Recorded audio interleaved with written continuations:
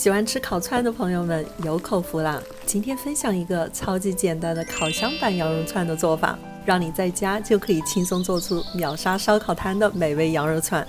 喜欢的朋友们赶紧一起来看看吧！今天我们用到的主要食材就是这款去骨的羊腿肉，它肉质细嫩，不管是用来烤串还是爆炒，出来的口感都非常好。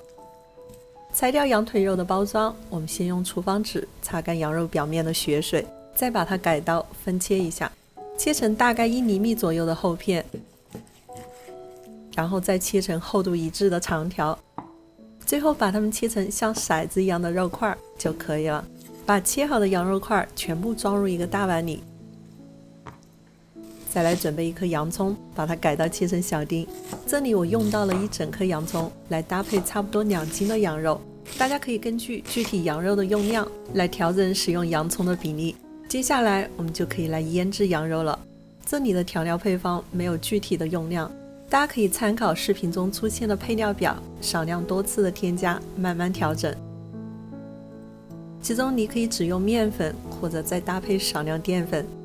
初次调味之后，先用手充分抓拌均匀。小薇喜欢味道浓郁的口感，所以又加了一些孜然粉。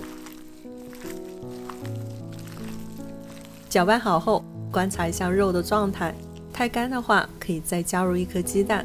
一般来说500克肉搭配1颗鸡蛋，这里用到2颗鸡蛋刚刚好。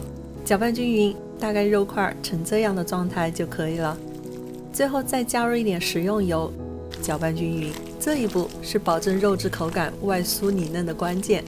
调好味道之后，盖上盖子，放入冰箱冷藏2到3个小时。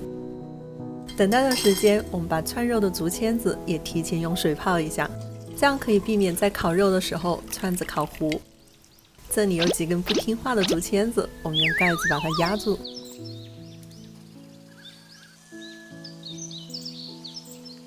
时间到，我们把腌制好的羊肉拿出来。在串串之前，我们先把烤盘准备好。烤羊肉串一定要放在这种烤网上烤，让它上下透气加热，烤出来的羊肉才好吃。串肉的时候，腌制的洋葱我们就不需要了，1个串上大概放5颗肉丁就可以了。对我来说，这份羊腿肉的油脂稍微少了一点点，如果每个肉串都能保证有1块油脂搭配，那就太完美了。等烤盘铺满的肉串就可以进烤箱了，180度先烤12分钟。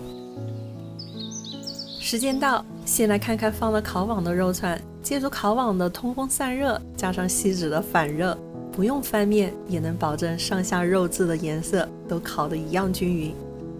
接下来我们再来做最后一步的调味，到这一步，孜然粉和辣椒粉完全是根据自己的口味添加和调节。最后再喷洒一点植物油，让调料粉和羊肉串贴合得更好。再把羊肉串翻转过来，重复刚刚的步骤。再次进入烤箱，180度烤5到6分钟。到这一步，我们的烤箱羊肉串就做好啦。如果你喜欢焦香的口感，可以升高温度或者延长烤制时间，因为腌制的时候有面粉和食用油的包裹，这样烤出来的羊肉串外焦里嫩，肉质鲜美，散发出诱人的香气，让你吃上一口就停不下嘴。喜欢的朋友们赶紧去试试吧。